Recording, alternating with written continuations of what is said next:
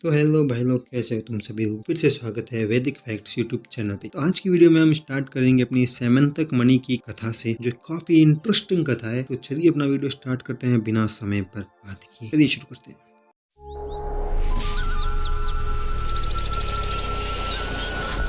वैदिक फैक्ट्स में आपका स्वागत है।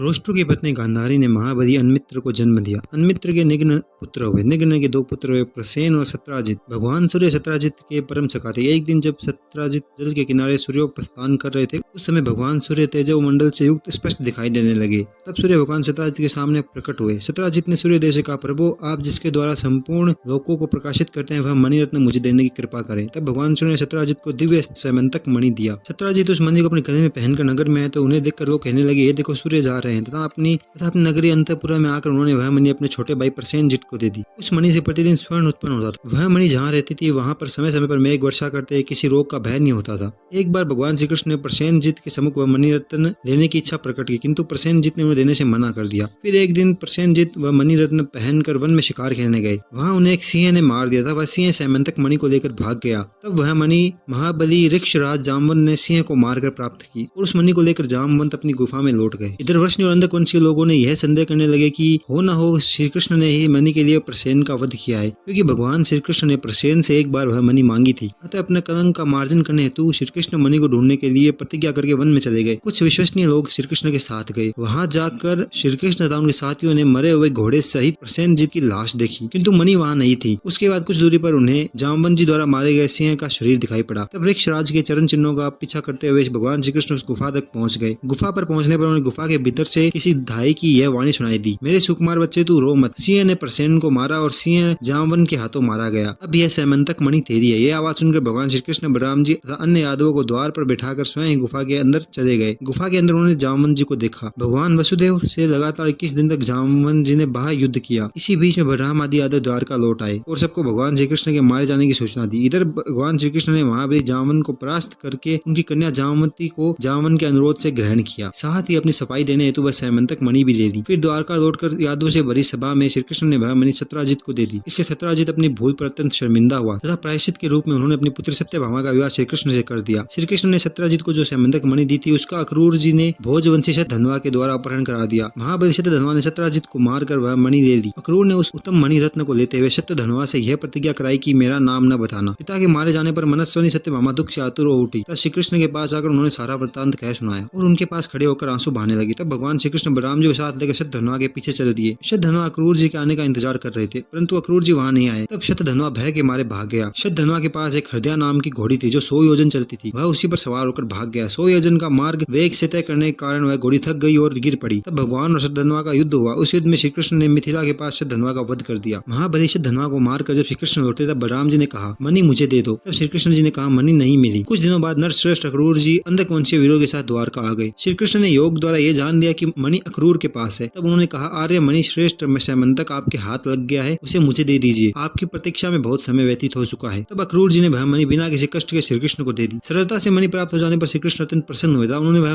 मणि पुनः अक्रूर जी को लौटा दी। श्री कृष्ण से प्राप्त मणि रत्न सेमंतक को गले में पहनकर अक्रूर जी सूर्य के समान प्रकाशित होने लगे। तो ये थी सेमंतक मणि और जामवंत भगवान श्री कृष्ण के बीच के युद्ध का वर्णन। अगले वीडियो में हम बात करेंगे हमारे जम्बू द्वीप और भारतवर्ष के वर्णन के बारे में। फिलहाल के लिए आज की वीडियो में इतना ही। नए चैनल पर नए हो तो चैनल को लाइक, शेयर, कमेंट, सब्सक्राइब कर देना। मिलते हैं अगली वीडियो में, तब तक के लिए बाय बाय।